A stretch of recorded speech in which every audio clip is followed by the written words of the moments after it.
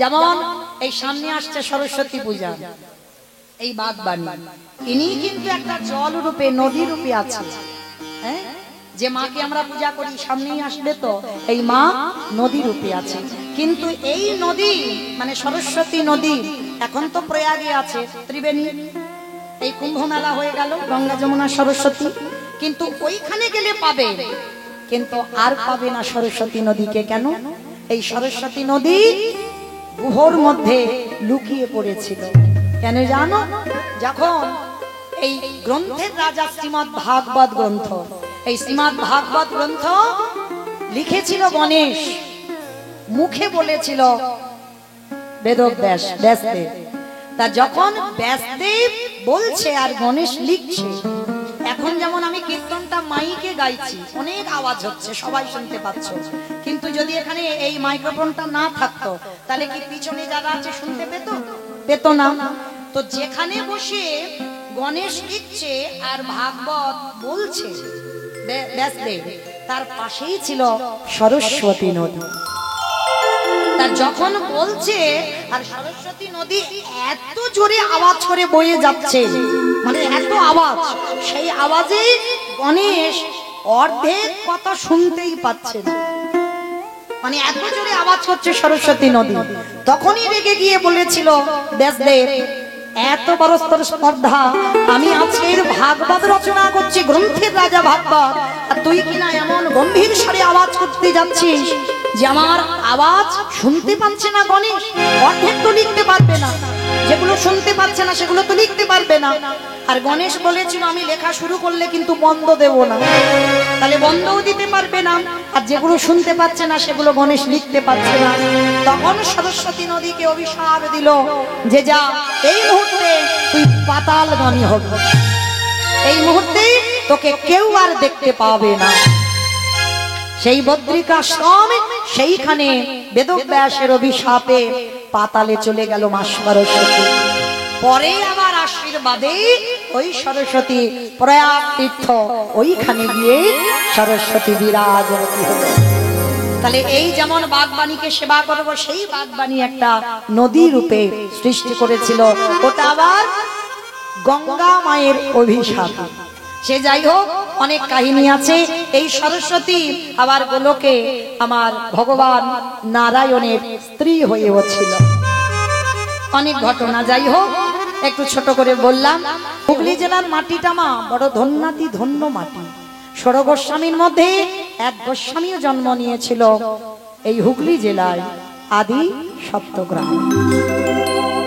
বাবা ছিল গোবর্ধন দাস, আর জ্যাঠামশাই ছিল হিরণ্য দাস। কিন্তু মাইরা, যেমন রামায়ণে রাম লক্ষ্মণ ভরত শত্রুঘ্ন, এদের চার ভাই, মানে রামের কথা বললেই যেন পরে লক্ষ্মণ এসে যায়, মানে এদের এমন ভাই ভাই মিল ছিল। মানে এখনকার দিনে জগতে ভাই ভাই তো নয়, লাটালাটি হবে, মারামারি হবে, খুনোখুনি হবে, পেটাপেটি হবে, পাঁচিল দেওয়া হবে, থানা পুলিশ হবে, এরকম ভাই নয়। ভাই যদি হতে হয় এই রাম লক্ষ্মণ ভরত শত্রুঘ্নের মতো ভাই হয়, লাঠালাঠি নয়, পেটাপেটি নয়। এই হিরণ্য দাস আর গোবর্ধন দাস, এরা দুই ভাই ছিল, কিন্তু এদের অতুল সম্পত্তি ছিল। মানে গোটা এক মাসে আয় ছিল বাবা 12 লক্ষ স্বর্ণ মুদ্রা, আর নবাবকে কর দিতে হতো 8 লক্ষ স্বর্ণ মুদ্রা। মানে বড় লোক বলে না বাবা, এদেরকে বলে ধনী। কিন্তু সব ছিল, একটা সুখ ছিল না। কি জানো, ভগবান তো, মনে রেখো মা, সবাইকে সব সুখ দেয় না। ভগবান কাউকে কাউকে, প্রত্যেকটা মানুষ এখানে বলতে পারবে না আমি সর্বসুখী। সর্বসুখী কেউ হবে না। ভগবান কোনো না কোনো জায়গায় তোমাকে এমন ভাবে কষ্ট দিয়ে রাখবে, মৃত্যুর আগের দিন পর্যন্ত সেই কষ্টটা তোমার মাথায় করে বয়ে বেড়াতে হবে। কিন্তু তাতে ভেঙে পড়লে হবে না মা, যেন ভুলে যেও না কৃষ্ণ চরণের ভজনের কথা, কৃষ্ণ চরণের কথা। ভগবানের কাছে চাইবে, আঘাত দাও, দুঃখ দাও, ব্যথা দাও, বেদনা দাও, সবকিছু দাও, কিন্তু সহ্য করবার মতো শক্তিটা তার পিছনে পাঠিয়ে। দেখবে সেই ভক্ত জীবনে কোনোদিন দুর্বল হয়ে পড়বে না। কেন? কৃষ্ণ ভক্তকে কষ্ট পেতে হয়, কিন্তু তাকে ধৈর্য ধরে রাখতে হবে। ভগবানের চরণ আঁকড়ে বসে থাকতে হবে যে তার চরণ কোনোদিন ভুলে যাব না। এ দেহটা কৃষ্ণ ভজনের জন্য, এ হাত দুটো কৃষ্ণ সেবার জন্য, এ চরণ ভগবানের কাছে যাবার জন্য, এ জিহ্বা কৃষ্ণ নাম বলবার জন্য, এ কর্ণ কৃষ্ণ নাম শুনবার জন্য, এ নয়ন কৃষ্ণ রূপ দেখবার জন্য। তাহলে ভুলে গেলে হবে না। জড় জগতে এসেছ, কর্ম সবাইকে করতে হবে, কিন্তু কৃষ্ণ চরণ ভুলে নয়। হিরণ্য দাস আর গোবর্ধন দাস অতুল সম্পত্তির মালিক, কিন্তু ভগবান একটা জায়গায় এমন আঘাত দিয়ে রেখেছে, ওদের মৃত্যুর পর এই সম্পত্তি দেখভাল করবার মতো কেউ নেই। বংশে একটাও সন্তান নেই। আর একটা কথা বলে যাই মা, কেউ যদি সন্তানের জন্য হাজার জায়গায় মানত করে, আমি মৌমিতা হরিবাসরে দাঁড়িয়ে বলে যাচ্ছি, আমি গ্যারান্টি এক জায়গা চলে যাবে। কোথায় জানো? বৃন্দাবনে রাধা কুণ্ডের তীর।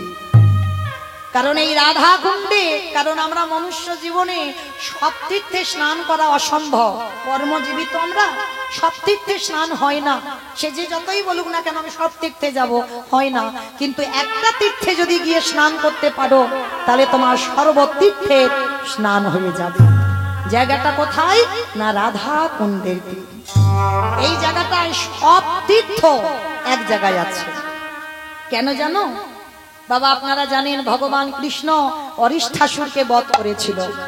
অরিষ্ঠাসুর মানে একটা গাভী, একটা গাভীকে বধ করেছিল কৃষ্ণ। আর সেই গাভীটাকে মেরে কৃষ্ণের সমস্ত দেহটা পাপী হয়ে গেল। যখন রাধারানীর কাছে প্রেম চাইতে গেল, রাধারানী বলে উঠলেন, অসম্ভব, তুমি হলেন মহাপাপী, তোমাকে আমি স্পর্শ করব না, কারণ তোমার দেহটা পাপে পরিপূর্ণ হয়েছে।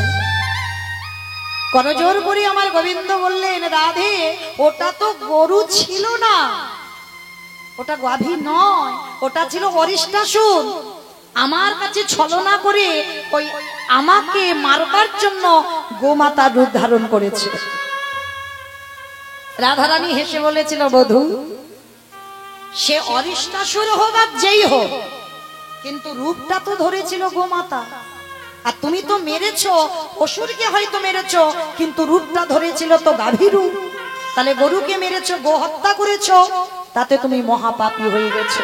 যাও, তোমাকে 12 বছর তীর্থে যাত্রা করতে হবে, আর 12 বছর তীর্থ করে এলে তবেই তুমি আমার কাছে আসতে পারবে। গোবিন্দ কেঁদে উঠেছিল, রাধে এক পলক আমি তোমাকে না দেখে থাকতে পারি না, এক বিন্দু তোমাকে ছাড়া আমি থাকতে পারি না। আর তুমি বলছো আমি 12 বছর তীর্থে যাব, আমি তো মরে যাব, আমি বাঁচতেই পারবো না। তাহলে কি করবে করো, কিন্তু তুমি পাপী। বলে, শোনো রাধে, আমি যে 12 বছর তীর্থ যাত্রা করব, কিন্তু একটা কথা বলবো, সব তীর্থ যদি আমি এখানে এনে হাজির করি। রাধারানী বলছে, এটা তো মন্দ নয়, তাহলে করে দেখাও। বেশ, তাহলে কি করবে? ভগবান নিজের বাঁশিটা দিয়ে একটা কুণ্ড সৃষ্টি করলো, আর কুণ্ড সৃষ্টি করে সমস্ত তীর্থকে আহ্বান করলো। আর যখন তীর্থ আহ্বান করলো, সবাই সকার রূপে এসে গোবিন্দের কাছে দাঁড়ালো। গোবিন্দ করজোর করে বলছে, হে তীর্থগণ, গঙ্গা যমুনা সরস্বতী সমস্ত তীর্থ আজকের ভগবান দেখেছেন। তো আজকের এই যে বাগবাণী, সরস্বতী যমুনা সবাই, সমস্ত গঙ্গা, সমস্ত তীর্থ, ওই প্রয়াগ, এলাহাবাদ যত যত আছে সমস্ত তীর্থ এসেছে, সবাই জল হয়ে কুণ্ডের মধ্যে প্রবেশ করেছে। কৃষ্ণ স্নান করেছে। স্নান করে যেই না রাধারানীর কাছে দাঁড়িয়েছে, রাধারানীর সখীরা বলছে, দাঁড়াও, খবরদার, আমার রাধারানীকে স্পর্শ করবে না। গোবিন্দ বলছে, কেন? আমি তো পবিত্র, সমস্ত তীর্থে আমি স্নান করলাম। বলে, না, পবিত্র নও, তোমার তীর্থ এসেছে, কিন্তু তীর্থ এসে কেউ রাধা চরণ স্পর্শ করেনি। কারণ যে তীর্থে তুমি স্নান করেছো তীর্থই পবিত্র নয়, আর যে তীর্থ পবিত্র নয় তাতে তো স্নান করলে তুমি পবিত্র হবে না। তীর্থ পবিত্র তখনই হবে যদি রাধা চরণ পরশ পায়। হাই ভগবান, তাহলে আবার কি হবে? বলে আবার ডাকো। তাহলে এবার ডেকে রাখবো কোথায়? রাধারানীর হাতের কঙ্কনটা খুলে দিয়ে একটা কুণ্ড সৃষ্টি করলো। আর যখনই কুণ্ড সৃষ্টি করলো, এইবার সমস্ত তীর্থ এসে রাধারানীর চরণ স্পর্শ করলো। আর যখনই রাধারানীর চরণ স্পর্শ করে জল হয়ে গেল, আর রাধা কুণ্ড আর শ্যাম কুণ্ড, মানে রাধারানী যেটা তৈরি করেছে সেটা রাধা কুণ্ড, আর গোবিন্দ যেটা সৃষ্টি করলো শ্যাম কুণ্ড সৃষ্টি হলো। মাঝখান থেকে ছিদ্র করে দিল, দুটো জল এক হয়ে গেল, কিন্তু স্নান করতে হবে রাধা কুণ্ডে। আর রাধা কুণ্ডে কেন? রাধা চরণ ভজন করলে সমস্ত অপরাধ থেকে মুক্ত। সারাদিন যদি কৃষ্ণ বলে কাঁদো হবে না কিছু, একবার রাধা বললে কাঁদলে কোটি কোটি জনমের পাপ থেকে মুক্ত। নিতাই গৌর হরি বল, হরি বল। এত কথা বলার কারণ একটাই, সন্তানের জন্য যদি কেউ প্রার্থনা করেন, চলে যাবে রাধা কুণ্ডে। গভীর রাত্রিতে অষ্টমী তিথি একটা যোগ আছে, প্রতি বৎসর আসে। সেই রাধা কুণ্ডে লাখো লাখো ভক্তরা স্নানে যায়। সেই স্নান করে গভীর রাত্রিতে যে যোগ থাকে, পাঁচিতে পঞ্জিকাতে লেখা থাকে, ওই যোগে স্নান করে আমার রাধারানীর কাছে আঁচল পেতে নয়ন জলে বুক ভাসিয়ে একবার বলো, রাধারানী চাকরিওয়ালা সন্তান নয়, ডিগ্রিওয়ালা সন্তান নয়, তোমার চরণে নিবেদন আমার একটা কৃষ্ণওয়ালা সন্তান। আমার বিশ্বাস, আমি হরিবাসরে দাঁড়িয়ে এত বড় গ্যারান্টি দিয়ে যাই, যদি তোমার ভজন সঠিক হয়, অবশ্যই আমার রাধারানী তোমার মনের বাসনা পূর্ণ করবে, করবে, করবে। আজকের হিরণ্য দাস আর গোবর্ধন দাস দুই ভাই রাধা কুণ্ডে গিয়ে রাধারানীর কাছে মানত করেছিল, আর মানত করে রাধারানীর কাছে কৃপার বরে একটা সন্তান লাভ করেছিল। আর সেই সন্তানটা রাধারানীর পাঠানো সন্তান। জন্ম দেবার সঙ্গে সঙ্গে সে কৃষ্ণ প্রেম সম্পদ অর্জন করে এসেছে। জন্মাবার পর শুভ দিন, শুভক্ষণ, শুভ লগ্নে সন্তানটার জন্ম হলো। কিন্তু জন্ম নিলে কি হবে গো? ছোটবেলায় থেকে বৈরাগ্য ভাব। মনে রেখো মা, সংসারে থেকে বৈরাগী হওয়া যায়। এই লীলাটা না সবটাই জীব শিক্ষা। রঘুনাথ দাস গোস্বামীর জীবনী শুনলেই সে ভজনের পথে এগিয়ে যাবেই যাবে, কোনো ভুল নেই, তাকে আগাতে হবে। এই রঘুনাথ দাসের জীবন তেমন, জন্ম থেকে বৈরাগ্য ভাব। বৈরাগ্য কাকে বলে? সবকিছু ত্যাগ করে দিয়ে বাবা সন্ন্যাসী হয়ে চলে যাওয়া কি বৈরাগ্য বলে? বিষয়েষু অনাসক্ত, মানে বিষয়ের প্রতি কোনো আসক্তি থাকবে না। বিষয় মানে কি বাবা? টাকা পয়সা, জায়গা জমি সম্পত্তি, এইগুলোকে বোঝাচ্ছে না। তাহলে কোন বিষয়কে বোঝালো? তোমার এই যে 10 ইন্দ্রিয়, এই 10 ইন্দ্রিয় যেদিন তোমার বাবা অঙ্গ স্পর্শ থেকে দূরে চলে যাবে, পরশ মানে তোমাকে নারী পরশ করলো কি পুরুষ পরশ করলো সেটা তুমি অনুভব করতে পারবে না। যেদিন তোমার এই অনুভবটা চলে যাবে, সেদিন তুমি জেনে যাবে তোমার দেহের বৈরাগ্য হয়েছে। এই জিহ্বা রবিবার এলেই যে মাংস ঝোল ভাত খেতে হবে, এইটা থাকবে না। কোন রকমে বাঁচবার জন্য একটু আলু সিদ্ধ অন্ন হলেই চলে যাবে।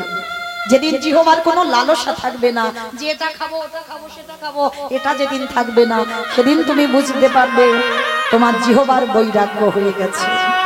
যেদিন তোমার নয়ন কৃষ্ণ চরণ ছাড়া, সাধুগুরু বৈষ্ণবদের চরণ ছাড়া, ভক্ত সঙ্গ ছাড়া যেদিন তোমার নয়ন আর কিছু খুঁজবে না, সেদিন জানবে তোমার নয়নের বৈরাগ্য হয়ে গেল। এই কর্ণ যত অসৎ কথা বলুক না কেন, তোমার কানে আসবে না। কোথায় ভগবানের নাম কীর্তন হচ্ছে, কোথায় ভগবানের গুণানুগুণ কীর্তন হচ্ছে, কোথায় ভাগবত হচ্ছে, যেদিন তোমার কর্ণে বাজবে, সেদিন জানবে তোমার কানের বৈরাগ্য হয়ে গেল। যেদিন এই জিহ্বা, যেদিন এই বদন কোনো আন ভাষা বলবে না, কারণ আমরা কলির মানুষ, সারা জীবন কত আবল তাবল বাচাল বলিতে পারো, তাহারই ভিতরে কি একবারও কৃষ্ণ বলিতে পারো।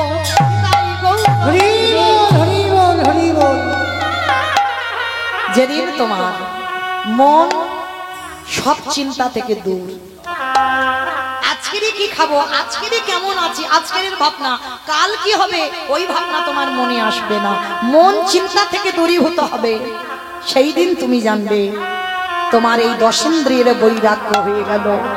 সেদিন তুমি সংসারে থেকেও দেহটা সংসারে রেখে তুমি বৈরাগ্য পালন করো। রঘুনাথ দাস জন্ম থেকে তাই বৈরাগ্য ভাব। কোন বন্ধু বান্ধবের সঙ্গে খেলা ভালো লাগে না, সর্বদা নিরজনে বসে বসে ওই ভগবানের ছবিটা দর্শন করে আর নয়নে জলে কাঁদে। রাধা কৃষ্ণ মায়েরা, আমরা তো পারলাম না গো সন্তান তৈরি করতে, আমাদের ছেলেপুলেদের একটা মোবাইল হলে যেন ভালো হয়। আর ওই যে কি একটা খেলা উঠেছে না, ভাই ওটাই তো কাল হয়ে গেল। কিন্তু রঘুনাথ ছোটবেলা থেকে ওর একটাই খেলা, রাধা কৃষ্ণ সেবিব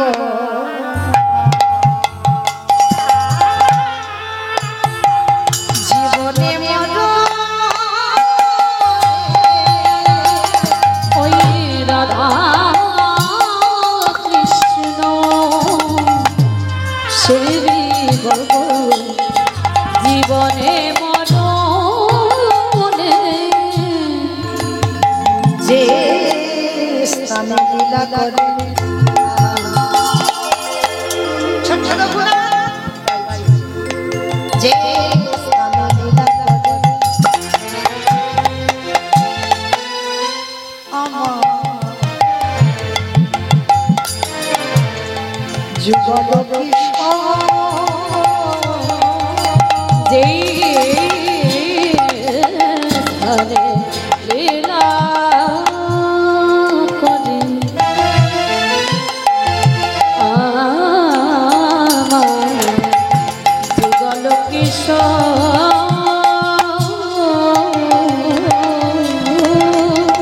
আজ সখীর সঙ্গিনী হইয়া, সখীর সঙ্গিনী হইয়া আজ লাহে রঘু রাধা কৃষ্ণ সেবিব জীবনে মরণে, রাধা কৃষ্ণ সেবিব জীবনে মরণে। আজ বৃন্দাবনে নিহিত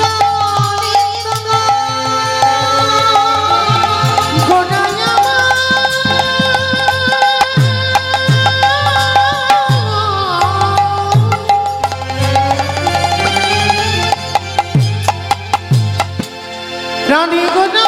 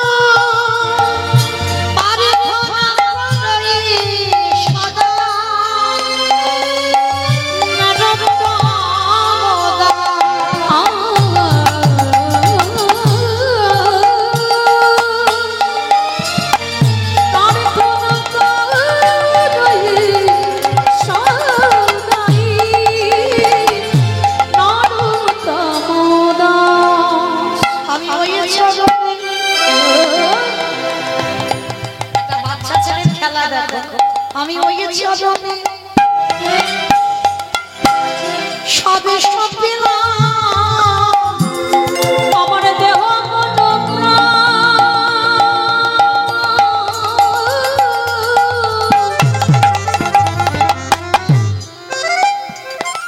আর জীবন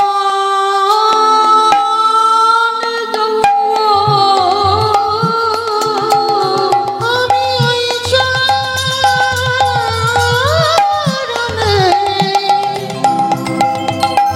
সবে সব পেলাম।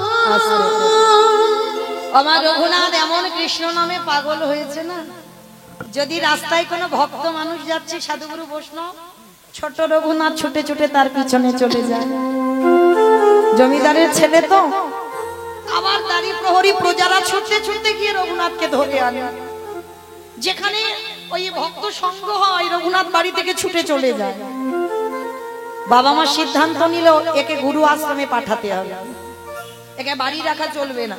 একে বাড়ি রাখলে কোথায় সাধু সঙ্গ পেয়ে কখন যে বাড়ি থেকে চলে যায় বুঝতে পারি না, বলে চলো। তার রঘুনাথকে নিয়ে হিরণ্যদাস আর গোবর্ধন দাস গেছে গুরু ঘরে। বলদেব আচার্য গুরুদেব বলদেব আচার্যের কাছে গেছে, গুরুদেব গুরুদেব আজকে থেকে আমাদের রঘুনাথ আপনার আশ্রমে থাকবে। অসম্ভব, গুরুদেব রেগে গেছে, অসম্ভব। এইটুকু 5 বছরের রঘুনাথ, একে তোমরা যে দিয়ে যাচ্ছ, আর বড় লোকদের ছেলেরা একটু খামখেয়ালি হয়। আমার ভুল বললাম?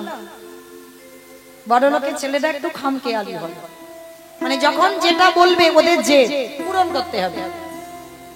তা বলদেব আচার্য বলছে, শোনো, এইটুকু বাচ্চাকে আমি আমার আশ্রমে রাখতে পারবো না, কারণ কখন বলতে কখন সবকিছু ফেলে রেখে কোথায় চলে যাবে, আমি কোথায় খুঁজতে যাব। বাবা জ্যাঠা বলছে, গুরুদেব আপনি জানেন না এই রঘুনাথ কেমন ছেলে। ও ছোটবেলা থেকে ওর চরিত্রটা অন্যজনের মতো নয়। আমরা তো বাবা জ্যাঠা আমরা দেখছি ছোটবেলা থেকে ওর ভাব, ওর চলাফেরা সবটাই আলাদা। গুরুদেব আপনি যদি আশ্রয় না দেন ও কোথায় যাবে, কারণ আমরা বাড়িতে ধরে রাখতে পারছি না, কোথাও কোথায় কোথায় চলে যায়, দেখতে পাই না, খুঁজে পাই না, আবার খুঁজে খুঁজে আনা হয়। ওই জন্য ওকে গুরু পাঠে পাঠিয়েছে। বলদেব আচার্য বলছে, ঠিক আছে হিরণ্যদাস, তোমাদের 2 ভাইকে বলছি ও আছে থাক, কিন্তু যেদিন অন্যায় করবে আমি সেদিন এখান থেকে কিন্তু তাড়িয়ে দেব।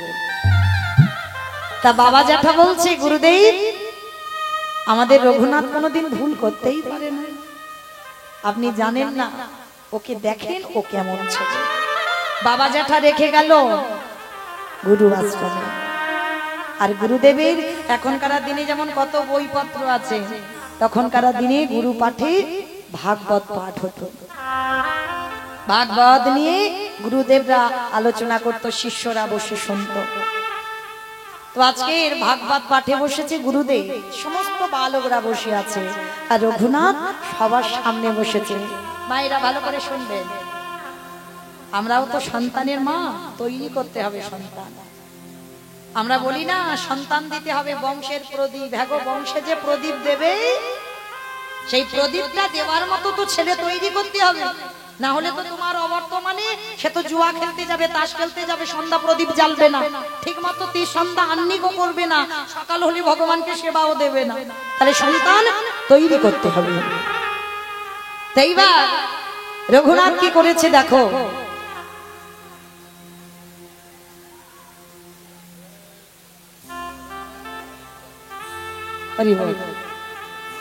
রঘুনাথ যেই না ছোট ছেলে বসেছে ভাগবত পাঠের সামনে,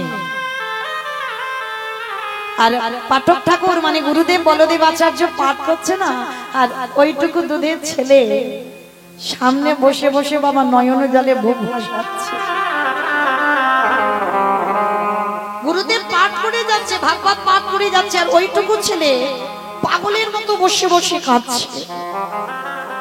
ছোট ছোট বালকরা তারা সবাই কিছুক্ষণ পাঠের পরে চলে গেল, আর ওই ছোট্ট রঘুনাথ যখন পাঠ শুনছে না, গুরুদেব পাঠ করতে করতে মনে মনে ভাবছে, আরে এ ছেলেটা এত কাঁদছে কেন, কি হয়েছে ওর?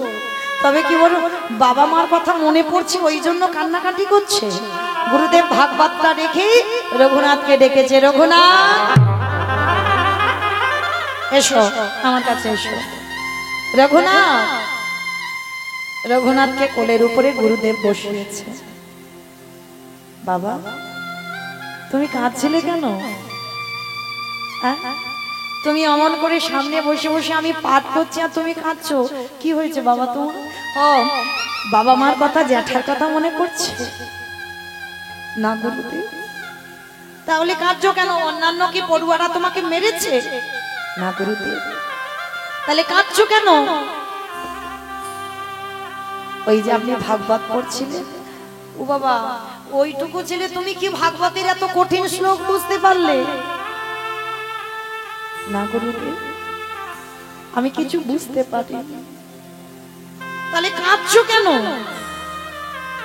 আমি কাঁদছি তার একটাই কারণ, গুরুদেব আমি কি তারে পাবো না?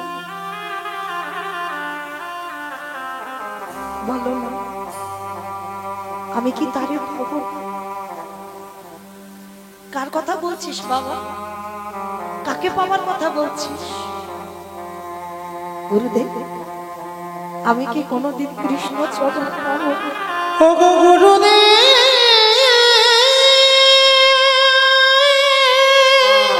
চমকে উঠেছে গুরুদেব, চমকে উঠেছে। আমায় বলি না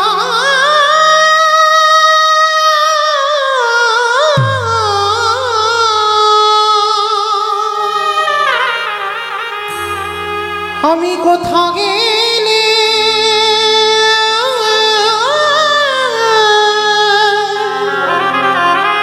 কৃষ্ণ চরণ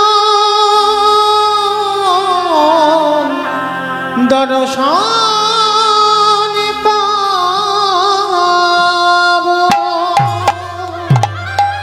গুরুদেব বলে দেন আমি কি পাবো না কৃষ্ণ চরণ?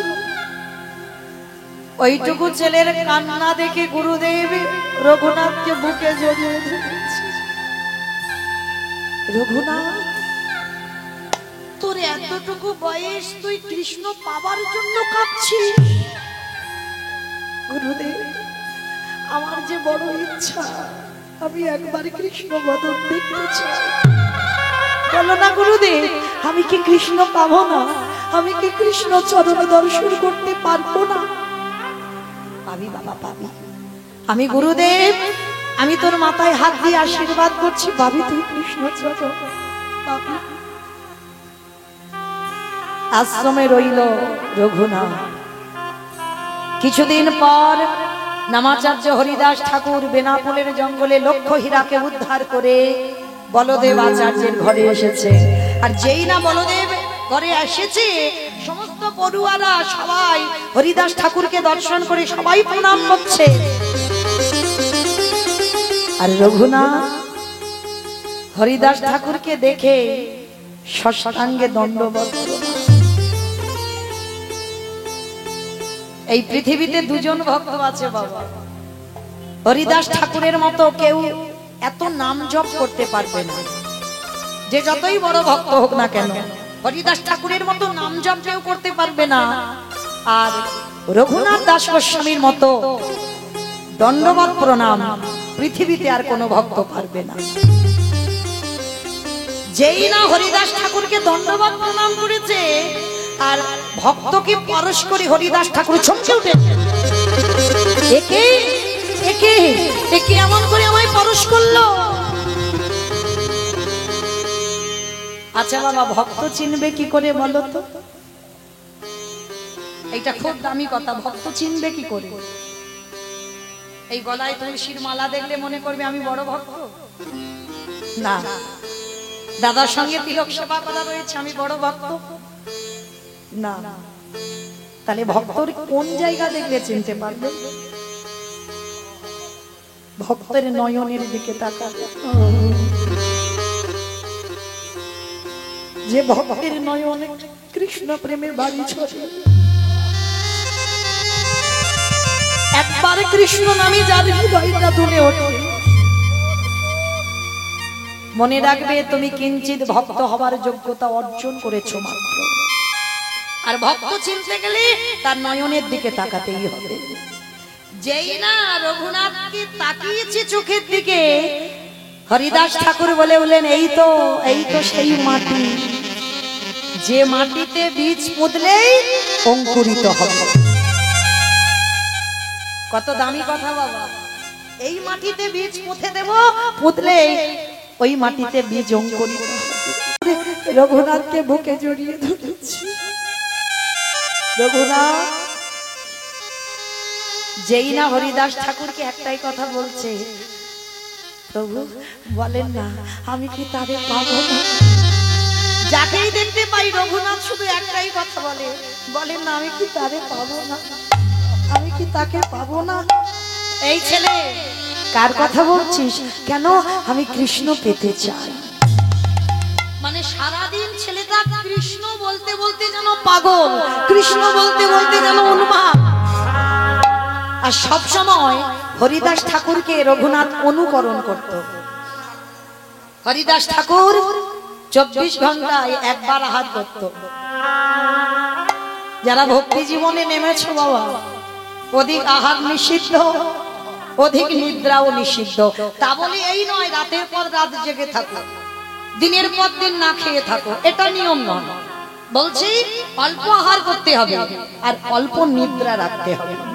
তো আজকের রঘুনাথ ছোটবেলা থেকে হরিদাস ঠাকুরকে অনুকরণ করত।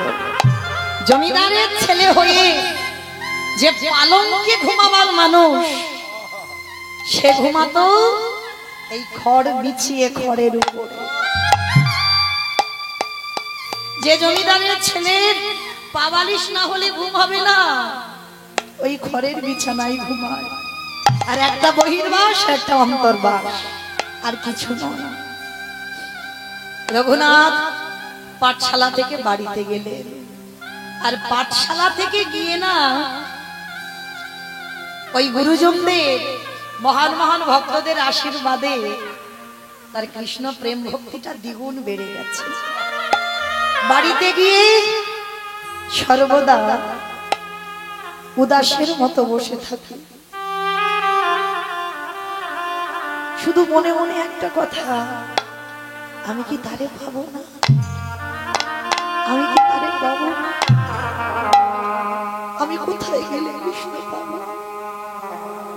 বাবা জ্যাঠা রেগে গিয়ে বলছে, ছেলেকে বন্দি করে রেখে দাও, এ পাগলের মতো শুধু কৃষ্ণ কৃষ্ণ বলে কাঁদছে, আর সাধুগুরু বৈষ্ণব দেখলে তার পিছনে পিছনে ছুটে যাচ্ছে, ওকে ঘরে বন্দি করো।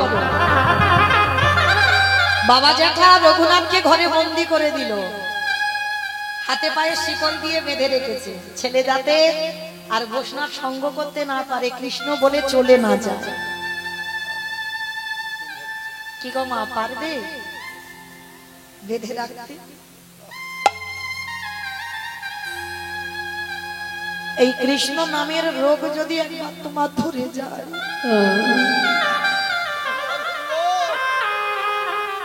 বাহ্যিক জগতের কিছু তোমার ভালো লাগবে। রঘুনাথের যেই না হাতে পায়ে শিকল দেওয়া, ছোট ছেলে বলছে, বাবা তুমি ঠিক করেছো, ঠিক করেছো, তুমি এই যে আমার দড়ি দিয়ে বন্দি করে রাখলে না, জানো বাবা নিরজন জায়গা না হলে কৃষ্ণ ভজন হয়।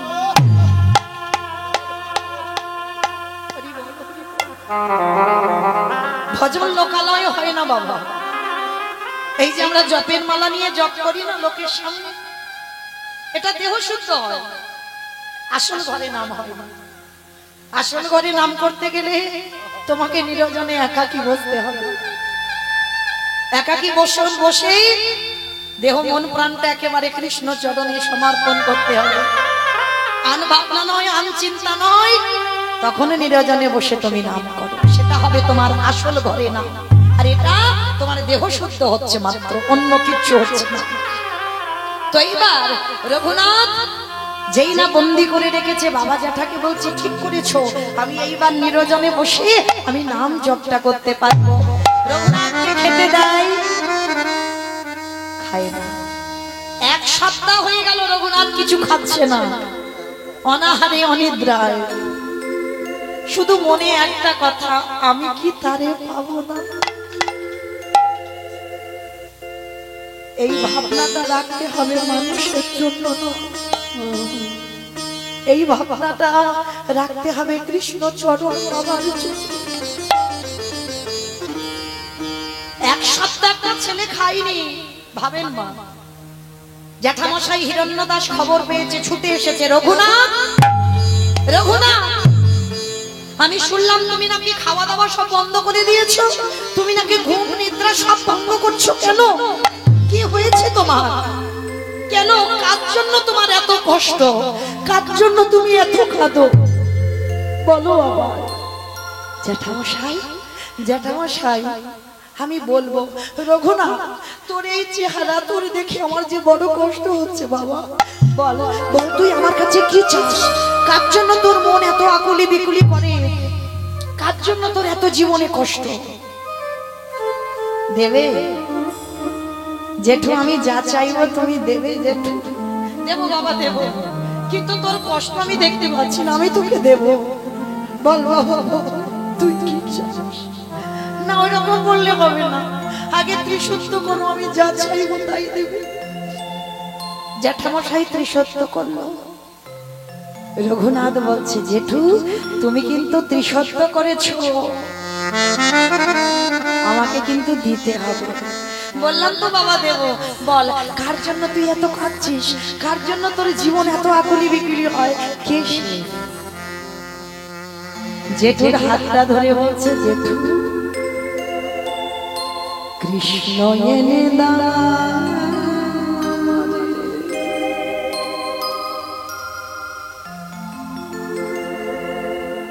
কৃষ্ণ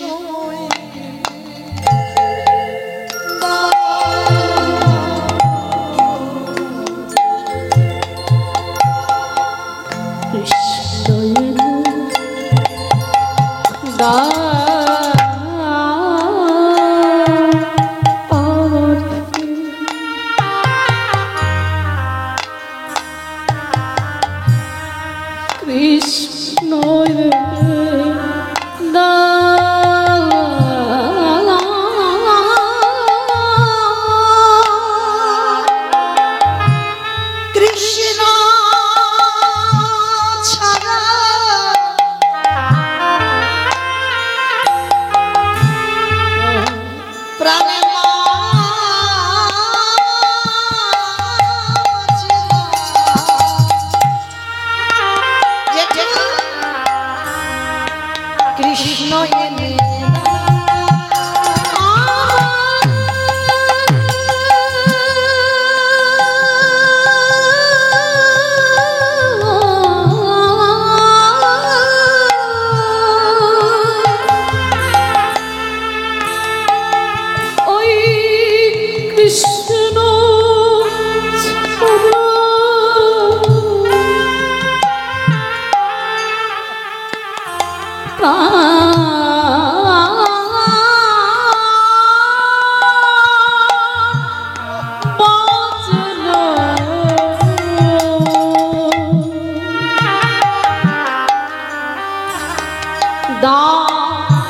কৃষ্ণ এনে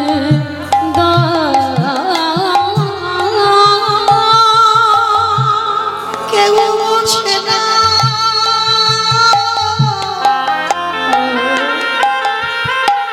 আমার মনে। হরিবল হরিবল বলে আমি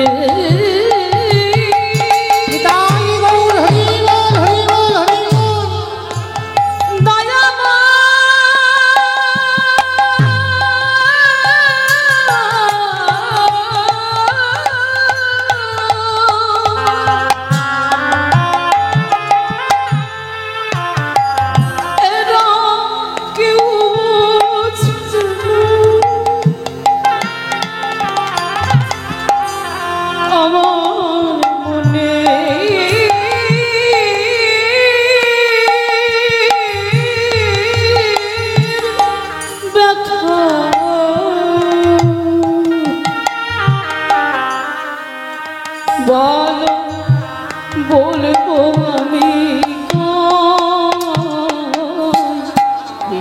এনে দাও এনে দাও জেঠু আমার কৃষ্ণ এনে দাও আমি কৃষ্ণ ছেড়ে দাও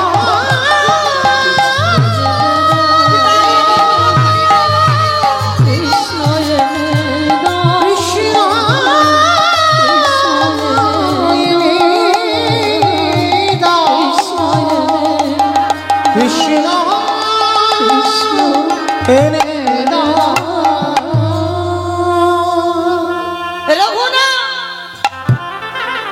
সেই তো কৃষ্ণ নামে পাগলামি সেই কৃষ্ণ এনে দাও কৃষ্ণ এনে দাও গুরুদেব বলদেব আচার্য সংবাদ পেয়েছে শিষ্য এক সপ্তাহ কিছু খাইনি ঘুমাইনি বলদেব আচার্য ছুটে এসেছে রঘুনাথ শুনলাম তুমি নাকি খাওয়া দাওয়া সব বন্ধ করেছো হ্যাঁ? কেন তুমি খাওয়া দাওয়া বন্ধ করে দিয়েছো শোনো রঘুনাথ কৃষ্ণ বলে কাঁদলে তুমি কৃষ্ণ পাবে না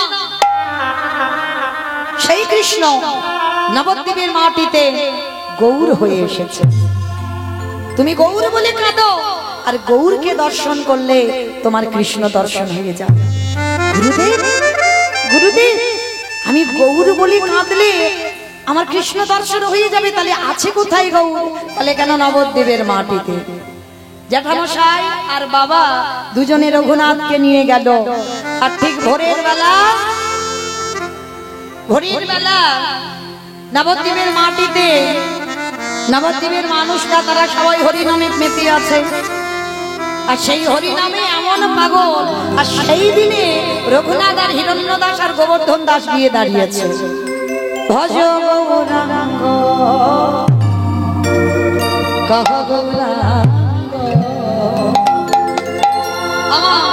সবাই বলতে হবে সবাই দিকে হাত দুটো তোলো সবাই একসঙ্গে ভজ গৌরাঙ্গ কহ গৌরাঙ্গ লহ গৌরাঙ্গী নামে ভজ গৌরাঙ্গ কহ গৌরাঙ্গ লহ গৌরাঙ্গীর নামে আহাজে জানা গৌরাঙ্গ হজে সে হাই আমার প্রাণ রে ও বলে জানা গো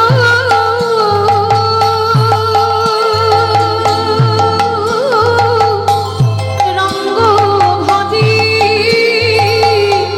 সে হয় আমার প্রাণেরি ভজ গৌরাঙ্গ কহ গৌরাঙ্গ লহ গৌরাঙ্গের নামে দিন গেলে হামরঙ্গ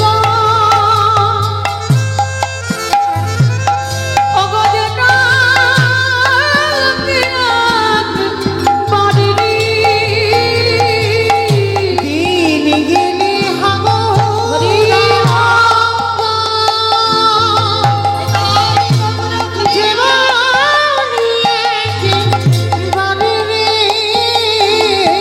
একেবারে দিন গেলে হামরঙ্গ অগজনাকে বাড়ি সে জন্ম মাঝে হয় সে জন্ম মাঝে হয় আমি হই তারি ভজ গৌরাঙ্গ কহ গৌরাঙ্গ লহ গৌরাঙ্গের নামে রে ভজ গৌরাঙ্গ কহ গৌরাঙ্গ লহ গৌরাঙ্গের নাম হরি হরি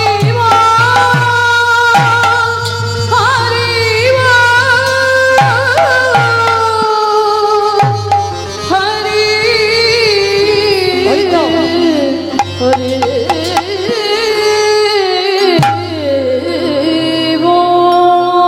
সবাই সুরধনী গঙ্গার তীরে গড়াগড়ি যাচ্ছে খাচ্ছে হা গৌর প্রাণ গৌর রঘুনাথ দাস ছুটে গিয়ে দেখছে কি সবাই এমন করে কাঁদছে কেন হ্যাঁ গো তোমরা কাঁদছো কেন কি হয়েছে তোমরা হা গৌর প্রাণ গৌর বলে কাঁদছো কেন সবাই কাঁদছে একটাই কারণে নিমাই 24 বছর বয়সে সন্ন্যাস নিয়ে চলে গেছে রঘুনাথ মাথায় হাত দিয়ে বসে পড়ল যার দেখবার জন্য হুগলি জেলায় আদি সপ্তগ্রাম থেকে ছুটে এলো সেই গৌর চরণ হারিয়ে ফেললো, গৌর দর্শন হলো না। কিন্তু যখন এই অদ্বৈত আচার্যের ঘরে শান্তিপুরে এসেছিল, তখন তোর বাবা জ্যাঠা রাজা, তখনকার দিনে জমিদার, তা যখন সংবাদ পেল যে অদ্বৈত আচার্যের ঘরে আমার নিমাই এসেছে, তখনই রঘুনাথকে সঙ্গে নিয়ে সন্ন্যাস নেবার পরে রঘুনাথকে নিয়ে একেবারে নিমাইয়ের চরণে এসেছিল। আর অদ্বৈত আচার্যের ঘরে এসে যেই না নিমাই একেবারে বসে আছে সিংহাসনে, আর একেবারে দণ্ডবত প্রণাম করেছে রঘুনাথ। আর যেই না প্রণামটা করা, মহাপ্রভু বলছেন নিতাই চাঁদকে, দাদা আমি যে পাত্রে প্রসাদ পাই ওকে একটু প্রসাদ দাও। কৃপা হয়ে গেল, ওইটুকু ছেলেই একদিন সবে দর্শন। মহাপ্রভুর উচ্ছিষ্ট প্রসাদ, যে প্রসাদের জন্য ভক্তরা লালায়িত, রঘুনাথ পেয়ে গেল। আর যেই না রঘুনাথ পেয়ে গেল প্রসাদ, কিছুদিন আমার গৌর চরণ সেবা করলো রঘুনাথ। এবার মহাপ্রভু তো ফিরবে, বেশিক্ষণ তো এক জায়গা থাকতে পারবো না, তিনি সন্ন্যাস, তা ফিরে যাবে। রঘুনাথকে বলছে, রঘুনাথ যাও বাবা, এবার বাড়িতে ফিরে যাও। না গৌর, আমি ওই ঘরে আর ফিরবো না, আমি তো তোমার চরণে থাকবার জন্য এসেছি, অসম্ভব। রঘুনাথ, তোমার এখনো সেই বৈরাগ্য হয়নি। ঠিক রঘুনাথ, চেষ্টা করো যেন মর্কট বৈরাগ্য হয়ে না যায়। মর্কট বৈরাগ্য বলছে কেন? মর্কট কাকে বলে? বানর। বানর এরা ভোগী, কিন্তু হনুমান ভোগী নয়, ত্যাগী। তো বলছে তুমি মর্কট বৈরাগ্য হইও না, ওই জপের মালা নিয়ে জপ করবে, কিন্তু বিষয় বৈভবে ডুবে থাকবে, ওই বৈরাগ্য ধারণ করো না, কারণ ওটা অপরাধ। রঘুনাথ, তোমাকে আসতে হবে না, কৃপা যদি হয়ে যায় আমি তোমাকে ঠিক আমার কাছে টেনে নেব। কি গো মায়েরা, অনেকে না গুরু আশ্রয় করবার জন্য ছটফট ছটফট করে, বলে না, ছটফট করতে লাগে না। যেদিন কৃপা হয়ে যাবে সেদিন গুরু ঠিক তোমায় চিনে নেবে, কিন্তু কর্ম তোমায় ঠিক করে যেতে হবে। তো এইবার রঘুনাথকে পাঠিয়ে দিল। রঘুনাথ কাঁদতে কাঁদতে গঙ্গা পার হয়ে ফিরে আসছে। গঙ্গায় উঠেছে, আজকে নৌকায় উঠে পার হচ্ছে। নিতাই পদ কমল কোটি চন্দ্র সুশীতল, যে ছায়ায় জাগত জুড়ায়। তাই পদ কমল কোটি চন্দ্র সুশীতল, যে ছায়ায় জগৎ জুড়ায়। নদীটাই বিনের ভাই, রাধা কৃষ্ণ পাইতে না। গোহালো নিতাই বিনের ভাই, অরে নিতাই রে,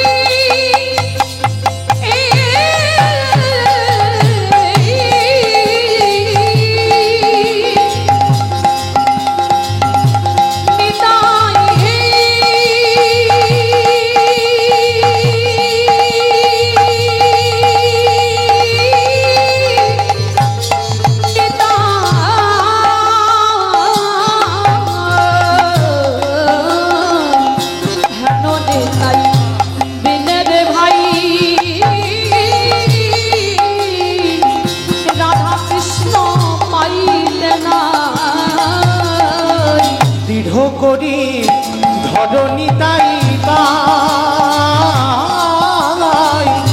দৃঢ় করি ধরণী তাই পাই।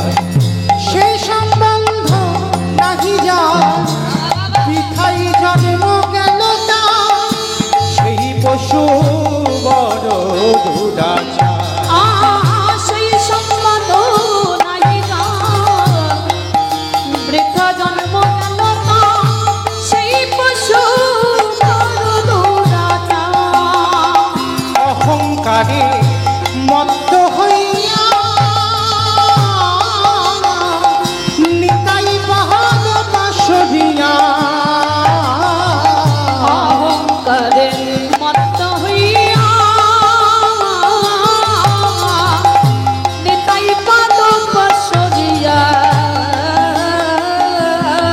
অসত্যের সত্য করি মানি, অসত্যের সত্য করি মানি। তাই কত কমল কর্তৃদণ্ড সুশীলন।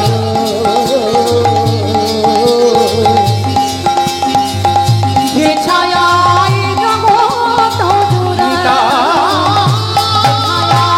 জগৎ জুড়ে, ছায়ায় জগৎ জুড়ে, ছায়ায় জগৎ জুড়ে। আরে এত লোকের ভিড় কোথা থেকে এলো? ওই নৌকাতে করে আসছে বাবা। আজকে দাঁড়িয়েছে কোথায়? পানিহাটি। নৌকায় করে ফিরছি আর পানিহাটির মেলা। হাজার হাজার ভক্তরা, অনেক ভক্তরা গেছে না পানিহাটির মেলা, হ্যাঁ, দণ্ড মহোৎসব। হ্যাঁ, এই দণ্ড মহোৎসব কেন হলো? দণ্ডটা কে দিয়েছিল? আমার নিতাই চাঁদ। কাকে দিয়েছিল? এই রঘুনাথকে। নৌকা পার হয়ে আসছে আর অনেক লোক, কত লোকজন দাঁড়িয়ে আছে। দেখি তো কি হয়েছে ওখানে। যেই না রঘুনাথ নৌকা থেকে নেমেছে, নিতাই চাঁদ সঙ্গে সঙ্গে বলেন, আরে চোর চোর। চোর চোর। রঘুনাথকে সবাই চোর চোর বলে মারতে যাচ্ছে। রঘুনাথ তো অবাক হয়ে গেছে, আমি কি চুরি করেছি? আমাকে সবাই এইভাবে ধরে নিয়ে যাচ্ছে কেন? নিতাই চাঁদ অনুমতি দিল, যাও ওই ছেলেটাকে ধরে আনো। ও চোর। রঘুনাথ এসে করজোর করে বলছে, আমি কি চুরি করেছি? আমাকে চোর চোর বলে সবাই মারতে আসছে, সবাই ধরে এরকম চাগিয়ে নিয়ে আসছে। হ্যাঁ, তুমি চুরি করেছো। নিতাই চাঁদের চরণে আশ্রয় নিল, কিন্তু প্রথমে নেয়নি তো নিতাই চাঁদের চরণ। নিয়েছে কি? সরাসরি ভাবে একেবারে গৌর চরণে গেছে। কত সোজা নয়। গৌর চরণ পাওয়া কি মুখের কথা? আগে নিতাই চরণ আশ্রয় করো। নিতাই চরণ তোমার আগে ভজন করতে হবে, তারপরে তুমি গৌর চরণ আশ্রয় পাবে। যেমন রাধা চরণ ভজন করলে তবে তোমার কৃষ্ণকে পাওয়া যাবে। আগে বিষয়কে ধরতে হবে, পরিবল তার আগে আশ্রয় করতে হবে, তবে বিষয়কে ধরা যাবে। তা নিতাই চাঁদ হলো আমাদের আশ্রয় তত্ত্ব। তা সরাসরি চলে গেছে আমার রঘুনাথ, আমার মহাপ্রভুর চরণে কৃপা হয়। চোর চোর বলছে কেন? বলে ও আমার এখান থেকে ডিঙিয়ে চলে গেছে আমার ভাইয়ের কাছে, ও আগে আমার কাছে আসেনি। এই জগতের সংসারের মাঝে যদি নিতাই চরণে ভজন করা, নিতাই চাঁদের ভজন করা,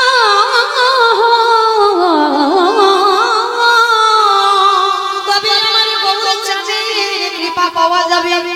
আরে গৌর চাঁদের কৃপা যদি পাওয়া যায় তবে ব্রজে যেতে পারবে। আরে ব্রজে যদি যেতে পারো, আমার রাধা গোবিন্দ যুগল দর্শন হবে। আমার গৌরের চাঁদে কৃপা হলে বলে ব্রজে যুগল দর্শন পাবি। আমার নিতাইয়ের চাঁদের কৃপা হলে আমার প্রাণ প্রাণে গৌর পাবি। আজকে যেই না নিতাই চাঁদ বলছে, শোনো তোমাকে দণ্ড দেওয়া হবে। বলে কি দণ্ড? বলে এই পানিহাটিতে যত যত ভক্ত আছে সবাইকে তোমায় চিড়ে দধি খাওয়াতে হবে। রঘুনাথ তো জমিদারের ছেলে, অনুমতি দিল নিতাই চাঁদ চিড়ে দই খাওয়াতে হবে। রঘুনাথ খবর দিল বাবা জ্যাঠাকে, যত যত পানিহাটিতে দোকানে যত যত মিষ্টি দই চিড়ে ছিল, মানে যেন অন্নকূট, মানে গিরি গোবর্ধনে যেমন গোবর্ধন পূজার সময় অন্নকূট হয়েছিল, মানে অন্নের পাহাড়, ওই রকম পানিহাটিতে চিড়ে দইয়ের যেন পাহাড় হয়েছে। মানে ভক্তরা গঙ্গার জলে গলা পর্যন্ত নেমে বাবা চিড়ে দই খাচ্ছে। মানে এত ভিড় পানিহাটির মেলাতে। তো ওই জন্য ওই জায়গাটাকে বলা হয় দণ্ড মহোৎসব। মানে রঘুনাথকে দণ্ড দেওয়া হলো। কি দণ্ড? না যতদিন পৃথিবী থাকবে ততদিন চিড়ে দই ওইখানে তোমায় দিয়ে যেতে হবে। তা চিড়ে দই দেওয়া হলো, দণ্ড মহোৎসব পালন করা হলো। এইবার রঘুনাথ ঘরে ফিরলো, কিন্তু ফিরলে কি হবে, বাবা জ্যাঠা সিদ্ধান্ত নিল এ বেটার কাঁধে একটা জোল চাপাতে হবে। এ বড্ড উৎপাত করছে। আমার এই কথাটা আমার নয়, ঠাকুমারা আগে বলতো, বলে এ বেটা উৎপাত করছে, এর কাঁধে একটা জোল চাপিয়ে দাও। এই জোলটা কি গো? একটা বিয়ে দিতে হবে। এ ছেলের বিয়ে দিলে এই মাথার ভূতটা নেমে যাবে। তো শুভ দিন, শুভক্ষণ, শুভ লগ্ন দেখে বিয়ে ঠিক হলো। আর মেয়ে তো নয়, সে যেন স্বর্গের অপ্সরা, যার নাম রেখেছিল রত্নাবতী। মানে অঙ্গটা যেন সোনার মতো, রত্নের মতো, নাম রত্নাবতী, তো দেখতেও ঠিক রত্নের মতো। তা শুভ দিন, শুভক্ষণে ছেলের ইচ্ছা নয়, ছেলের অমতে বিয়ে। কেন বিয়ে? কৃষ্ণ ভোলাবার জন্য। শুভ দিনে বিয়ে করতে আসছে রঘুনাথ। বরেলো বরেলো কি গো, আর তো বেশিক্ষণ নয়, টিক টিক টিক টিক করে ঘড়ির কাঁটা ঘুরছে। আমিও চলে যাব, আবার কবে আপনাদের সঙ্গে দেখা হবে বলা তো যায় না। আবার 1 বছর পর, আবার 1 বছর পর আমি থাকবো, গ্যারান্টি দিতে পারবো? থাকবো? বেশ, যাই হোক, বলেছে তো হয়তো থাকবো। যাই হোক, কিন্তু গ্যারান্টি নেই। হ্যাঁ, গ্যারান্টি নেই। তো যাই হোক, আবার 1 বছর পরে দেখা হোক বা না হোক, চলো বিয়ে বাড়িতে একটু খাওয়া দাওয়া হবে। একটু উলুধ্বনি দাও। বডেলো বডেলো বলে পড়ে গেল সাদা গো। উলুধ্বনি। ও মরেলো মরেলো বলে পড়ে গেল সারা। বাড়িলো বাড়িলো বলে পড়ে গেল সারা গো। ওই মরেলো মরেলো বলে পড়ে গেল সারা। পাড়া প্রতিবেশী গানা তারা হলো দিশাহারা গো, হলো দিশাহারা। এবার পাড়া প্রতিবেশী গানা তারা হলো দিশাহারা গো, হলো দিশাহারা। ঢাকে বাজে ঢোলক বাজে, ঢাকে বাজে ঢোলক বাজে, মাদলে দিল। ওই ঢাকে বাজে ঢোলক বাজে, মাদলের ঢাকে বাজে ঢোলকে বাজে মাদলেরই রোল গো। ঢাকে বাজে ঢোলক বাজে, মাদলের উলুধ্বনি শঙ্খধ্বনি দেখো করে নারী গান, করে নারী গান। আনন্দ যার ধরে না, আনন্দ আর ধরে না, আনন্দ যার ধরে না, আনন্দ আর ধরে না, রঘুনাথের বিবাহেতে, আনন্দ আর ধরে ওই না, রঘুনাথের বিবাহেতে। আনন্দ আর ধরে না। শুভ দিন, শুভক্ষণ, শুভ লগ্নে আয়োজন হলো, বিয়ে হয়ে গেল। বিয়ের পরের দিন হলো কি?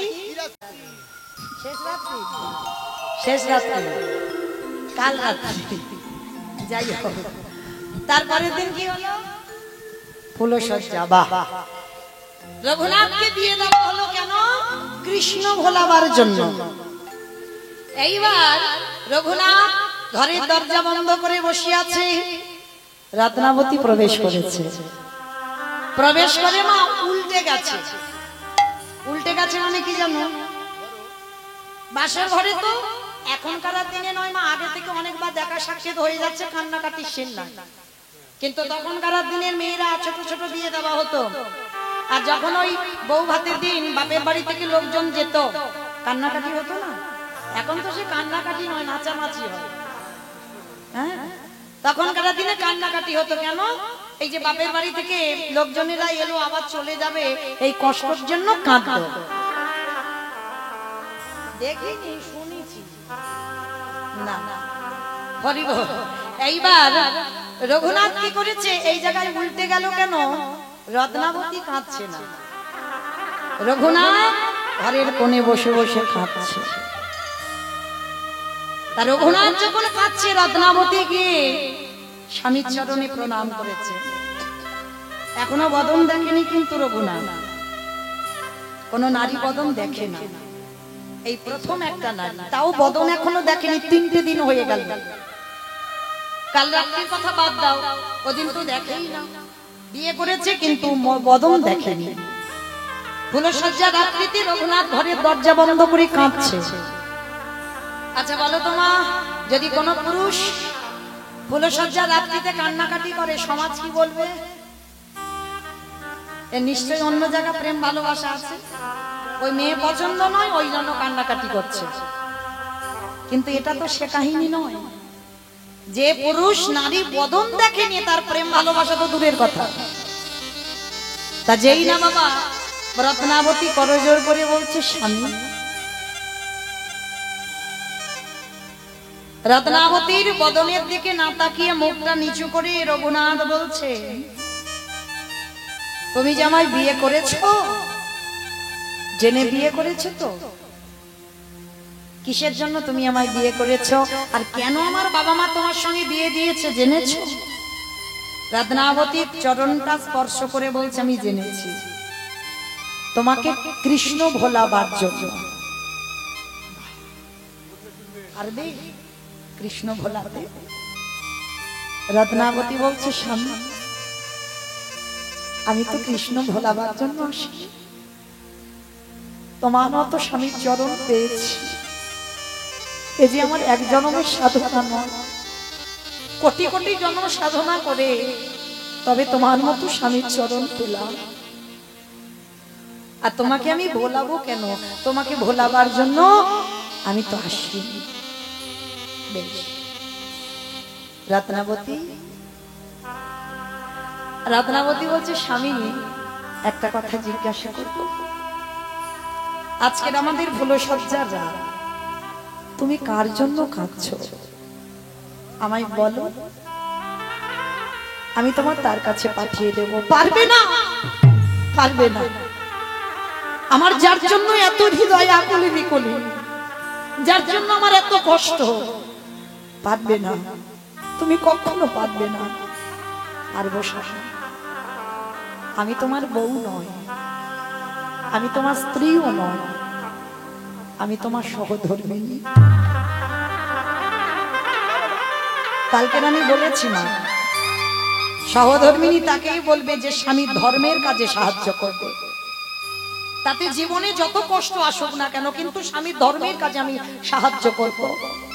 রত্নাবতী বলছে, আমি তোমার সহধর্মিণী, বলো তুমি কার জন্য কাঁদছো? কে তোমার এত কষ্ট দিয়েছে? আর কার জন্য তোমার জীবনে এত আকুলি বিকুলি, আর এত কাঁদছো তুমি কার জন্য? সে কে তুমি বলো। পারবে রত্না তাকে আমার কাছে এনে দিতে? পারবো। তুমি একবার শুধু তার নামটা বলো, আমি কথা দিলাম আমি তাকে এনে দেব। তুমি কথা দিয়েছো রত্নাবতী, তাহলে আমাকে দিতে হবে। তাহলে দাও। এই রাতের অন্ধকারে, আজকের রাত্রি বেলা তুমি চিরজন্মের মতো আমায় বিদায় দাও। আমি চিরজন্মের মতো তোমার কাছ থেকে বিদায় নিয়ে আমি কৃষ্ণ ভজন করতে চাই, আমি কৃষ্ণ চরণ পেতে চাই। তুমি চিরজন্মের মতো আমাকে বিদায় দাও। কি বলছি? তুমি কৃষ্ণ পাওয়ার জন্য কাঁদছো? বেশ। রত্নাবতী বলে ওঠে, কথা দিলাম স্বামী, আজ রাত্রি বেলা তুমি পিছনের দরজা দিয়ে চলে যাবে। তোমার বাবা জ্যাঠা যদি জিজ্ঞাসা করে আমি সামলে নেব, কিন্তু আমি চাই তুমি কৃষ্ণ চরণ পাও। রত্না, তুমি ভেবে বলছো তো এ জীবনে কোনোদিন তুমি কিন্তু আর আমায় দেখা পাবে না।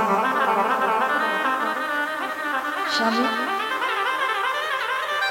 নাইবা পেলাম তোমার কাছে, যে কটা দিন আমি বাঁচব তোমার ওই স্মৃতিটুকু নিয়ে আমি মৃত্যুর আগের দিন পর্যন্ত থাকতে পারব। তুমি চলে যাও। আমি চাই না আমার জন্য তোমার কৃষ্ণ ভজন নষ্ট হয়ে যায়। আমি চলে যাই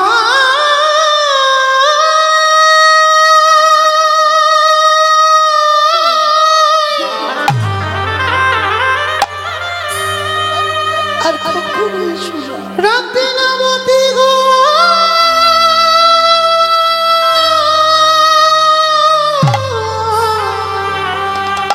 আমি চলে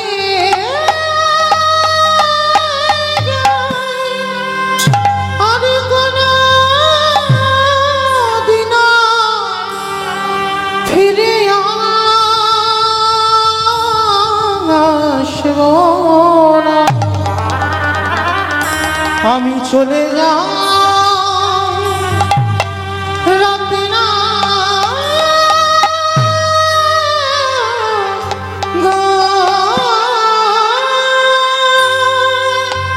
আমি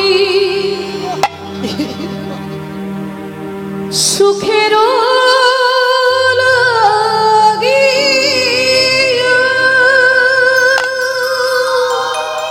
আমার সংসারের আগে সব শেষ হয়ে গেল।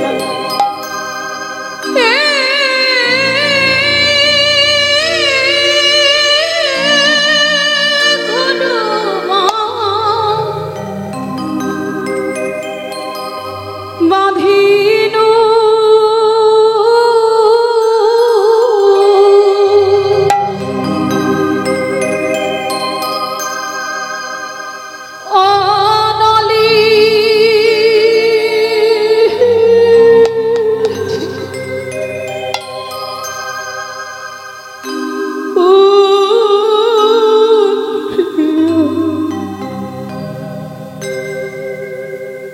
গেল রে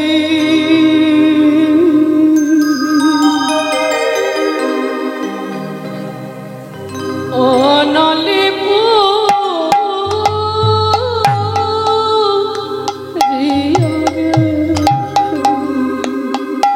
ফিরিয়ে দাও আমার সংসার, আমার সবকিছু তুমি কেড়ে নিয়েছো।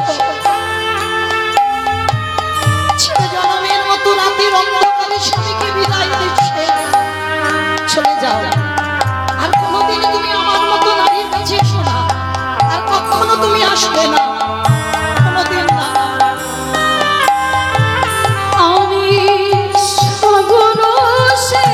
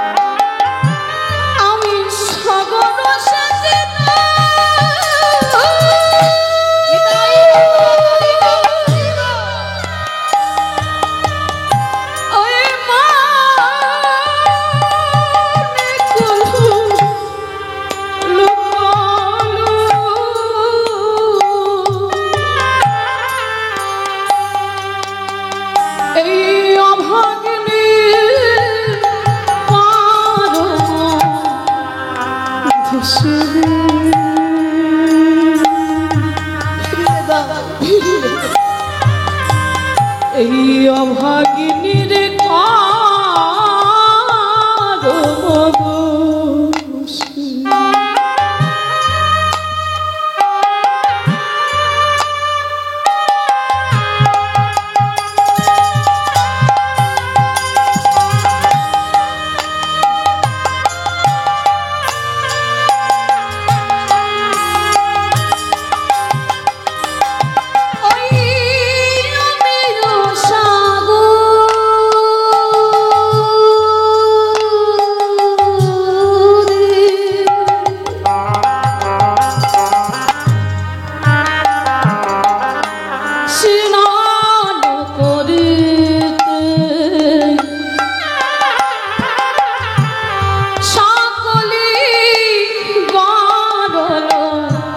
ভেলো রে সকলি মারলো ভেলো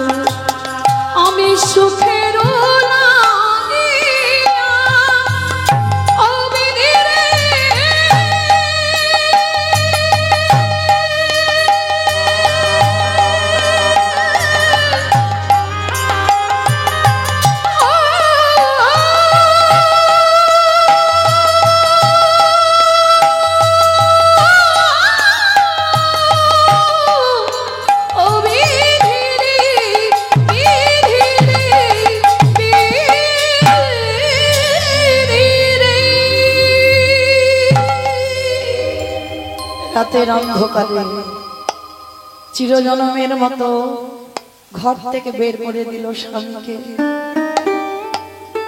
বাবা মা জ্যাঠা কেউ জানতে পারলো না। এত বড় ত্যাগ, সারা জীবনটা একা কাটাবে, কিন্তু আমার স্বামী যেন কৃষ্ণ চরণ পায়।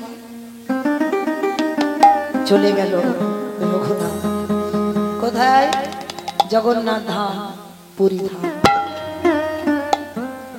জগন্নাথ ধামে গিয়ে বাবা যখন দাঁড়ালো, বাবা যেটা খবর পেয়েছিল এখান থেকে দান পাঠাতো, রঘুনাথ পুরী ধামে থেকে ভক্তদের অন্নদান, বস্ত্রদান, অর্থদান করত। একদিন মহাপ্রভু স্বরূপ দামোদরকে ডেকে বলছে, স্বরূপ তুমি রঘুনাথকে গিয়ে বলে দিও এগুলো আমার পছন্দ নয়। দান যারা দেবে, অনেক অনেক ভক্তরা আছে দেখবেন স্টেজের উপরে উঠে যারা গরিব দুঃখী মানুষ তাদেরকে নাম ধরে ডেকে ডেকে কম্বল দান করে, বস্ত্র দান করে, অর্থ দান করে। বিবেককে প্রশ্ন করে বলেন তো এগুলো কি ঠিক হয়? অপমান করা হয়, সমাজকে দেখিয়ে দেওয়া হয় আমি ধনী আর যাকে দিচ্ছি সে বড় কাঙাল।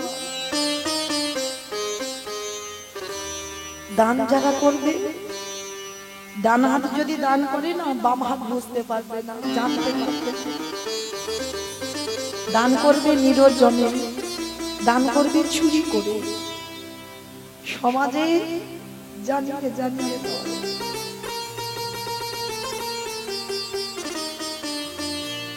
আজকে রঘুনাথকে বললো, রঘুনাথ এটা আমার পছন্দ নয়, তোমার বাবা জ্যাঠা দান করে বলে তোমার বাবা জ্যাঠার বড় অহংকার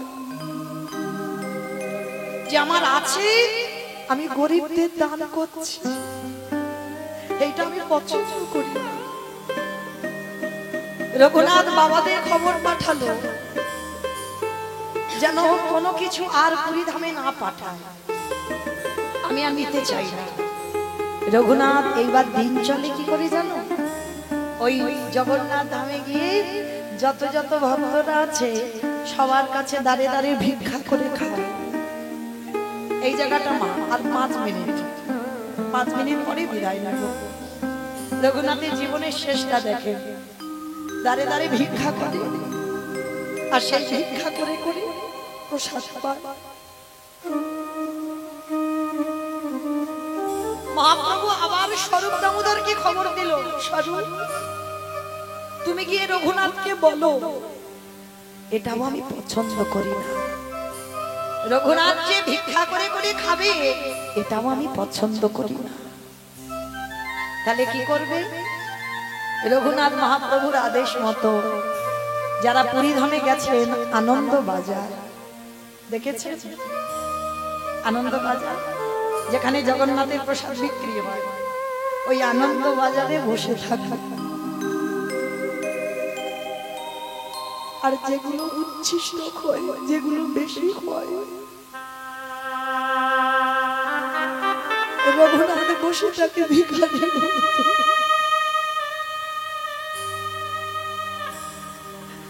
রঘুনাথকে ওই বেশি বেশি প্রসাদগুলো দেয়, প্রতিদিন ওই যেগুলো দেয় খায়। তো একদিন আমার মহাপ্রভু আবার স্বরূপকে ডেকে বলছে, রঘুনাথকে গিয়ে খবর দিও আমি এটাও পছন্দ করি না। ভাবেন, দেখেন, এটাও পছন্দ করি না। তাহলে কি করবে? এইবার রঘুনাথ ওই জগন্নাথের যে সিংহ দুয়ার, ওই দুয়ারে বসে আছে। কিন্তু বাবা কৃষ্ণ ভজন করবার জন্য এই প্রাণটা তো বাঁচিয়ে রাখতে হবে, কিছু তো খেতে হবে। রঘুনাথ কি খাচ্ছে জানো? জগন্নাথের যে রান্নাঘর আছে, রান্নাঘরের যে নালাগুলো আছে, ওই নালা দিয়ে জগন্নাথের পচা গলা প্রসাদগুলো ভেসে গেল। রঘুনাথ খিদের জ্বালায় ওই পচা গলা অন্ন তুলে নিয়ে সাধবার ধৌত করে বলছে, প্রভু আমার যে বড় খিদে পেয়েছে, আমি যে আর বাঁচবো না, একটু তো মুখে দিতে হবে। ওই সাধবার ধৌত করে গলা পচা প্রসাদ পান্তা ভাত সাধবার ধুতে ধুতে সে অর্ধেক চলে গেছে, কোন রকমে একটু আছে, তা আবার লবণ নেই, লবণ ছাড়া সবে এক গ্রাস মুখে দিতে যাবে। মহাপ্রভু পিছন থেকে এসে হাতটা ধরেছে, রঘুনাথ একলা প্রসাদ পাবি?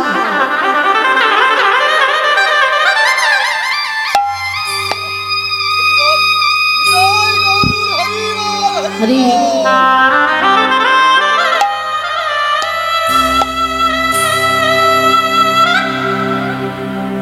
আমায় একটু দে না গৌর হরি, এ পচা গলা প্রসাদ, এটা কি করে দিতে পারি?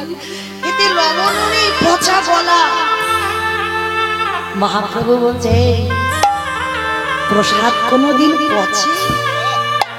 প্রসাদ কোনদিন গলে যায়? প্রসাদ প্রসাদই হয়, প্রসাদ কোনদিন খারাপ হয়?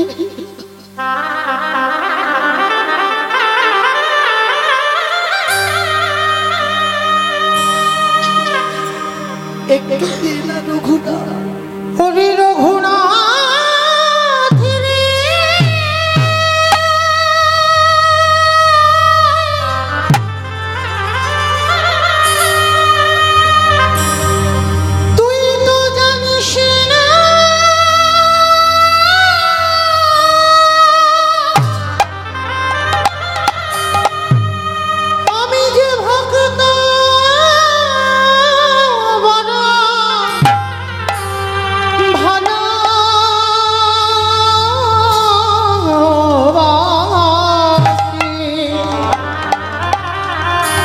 তাই তো যুগে যুগে ভক্তির কাছে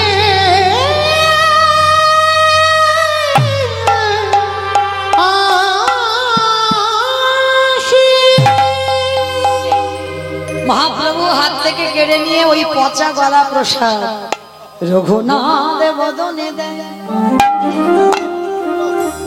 আরে আমারে ভগবান সেই ভক্তের হাতে থেকে প্রসাদে কেড়ে নিয়ে ভগবান দেখো কেমন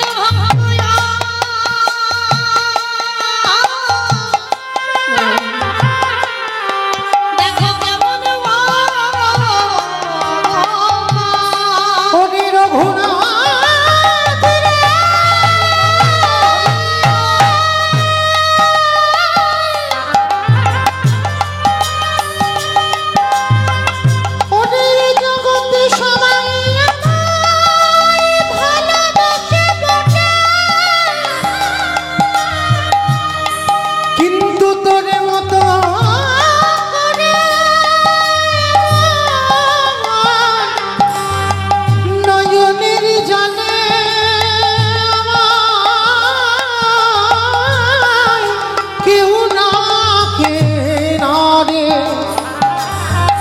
তাই তো আমি তোর প্রেমে বাঁধা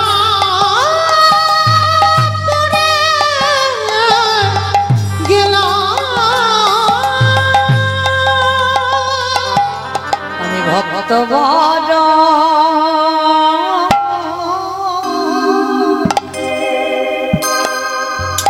ভালো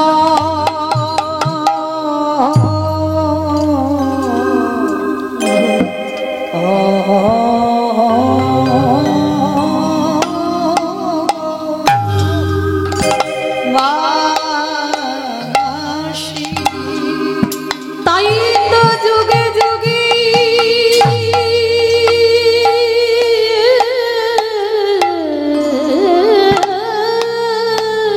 রাধে ভক্তির দাড়ি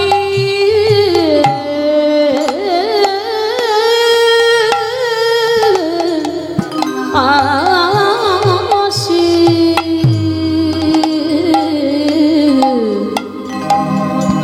আমি যে ভক্তবান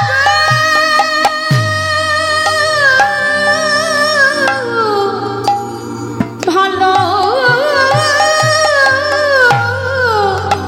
ভালোবাসি মহাপ্রভু বললেন রঘুনাথ, ওরে রঘুনাথ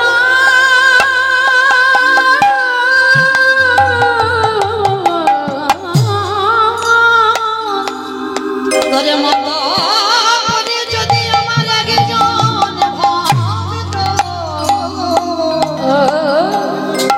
যদি নয়ন জলে ডাকার মত ওরে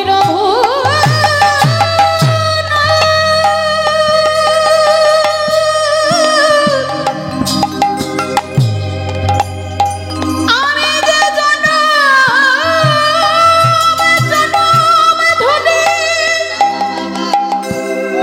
সেই ভক্তের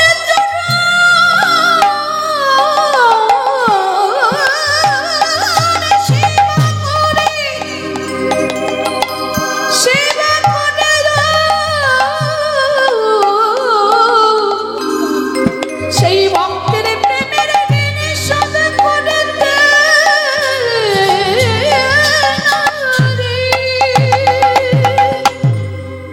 আজকে আমার মহাপ্রভু বলছে রঘুনাথ, আজকে থেকে তুমি স্বরূপের চরণ আশ্রয় করবে। কেন?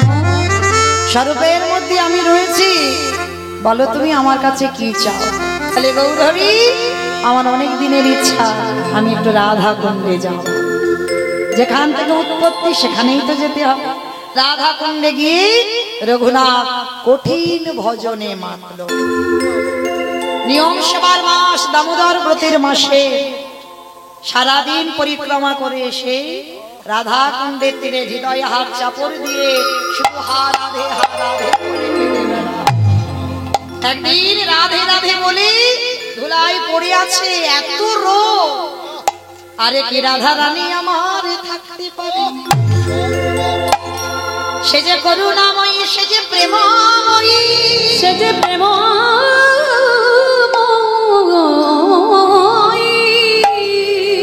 ভক্ত যদি আগে মানুষকে রাধে রাধে বলে, আমার রাধা রানী কি আর থাকতে পারে? এক মায়ের রূপ ধারণ করে রঘুনাথ পড়িয়াছে রোদের পরে। রাধা রানী নিজের উড়ানিটা নিয়ে রঘুনাথের মাথার কাছে গিয়ে আচ্ছাদন করে দাঁড়িয়ে যাচ্ছে। তেমন কেমন ভক্ত, কেমন ভগবান, এমন ভক্ত প্রভু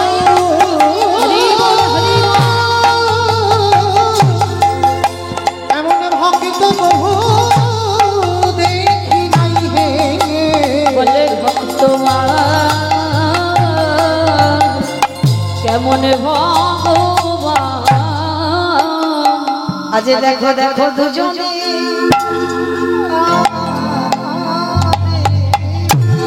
দেখো দুজন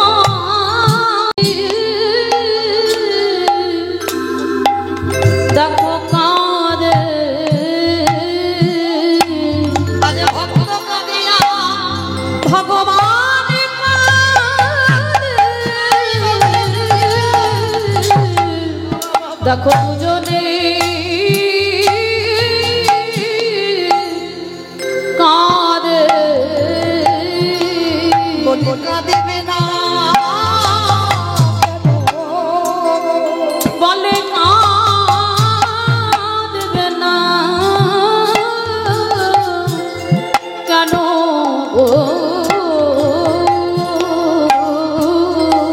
আজ দাদা বলে এসেছিল, বলে করবি না কেন? দাদা বলে এসেছিল,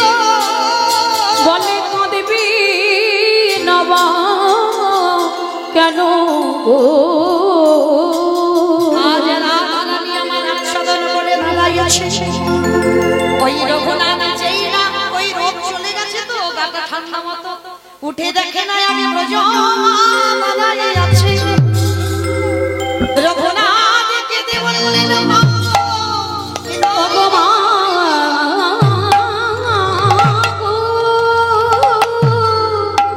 বলো বলো তুমি কি আমার এমন করে আচ্ছাদন করে দাঁড়িয়ে আছো। আমার প্রেমময়ী রাধারানী মনে মনে বললেন রঘুনাথ তোর বাবা জ্যাঠা আমার কাছে কত কেঁদে সেধে তোকে নিয়ে গেল তোর জমিদারি দেখভাল করবার জন্য, কিন্তু যে একবার আমার চরণের দাস হয় তার বিষয়ে ভালো লাগে না। যে জন আমার জন ও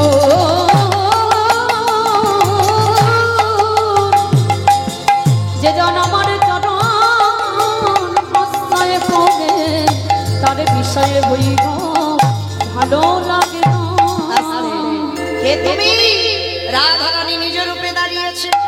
রঘুনাথ নয়ন জলে বগো ভাষায় বলল রাধে গো তুমি বড় করুণাময়ী তুমি বড় প্রেমময়ী, আজ তুমি একা কেন? আমার বহুদিনের সাধনা আমি একবারে যুগল রূপে আমি দেখতে চাই গো। আমি আর তো কিছু চাহি না গো, এই যুগল রূপে দেখতে চাই গো। এইবার যেই না রঘুনাথের সামনে আমার রাধা গোবিন্দ যুগলে দাঁড়ালেন, ভক্তগণ সবাই মিলে যুগল দর্শন করলেন। মায়েরা ভালো থাকবেন, সুস্থ থাকবেন, সবাই আমার গৌর নিতাইয়ের চরণ ভজন করবেন, আমার রাধা গোবিন্দ চরণ ভজন করবেন। মনে রাখবেন একটা কথা, কৃষ্ণ ভজিবার তরে সংসারী আয়ুনো মিছে মায়ায় বদ্ধ হয়ে বৃক্ষ সম হইনু। সকল কিছু কর্ম করো আমার কৃষ্ণ চরণ বাদ দিয়ে নয়। শ্যামের বামে দাঁড়াই নবীন কিশোরী গো ওই শ্যামের বামে দাঁড়াইলো নবীনা কিশোরী। ও স্বামীর ভাবি দাদা গিল নবীন কিশোরী গো শ্যামের বামে দাঁড়াইলো নবীনা কিশোরী। ললিতা বিশাখা নাভি ওই যত সাহচরী গো যত সাহচরী। সবাই নাকি যাবার সময় আমায়রা কালকে থেকে তো কীর্তন হবে না।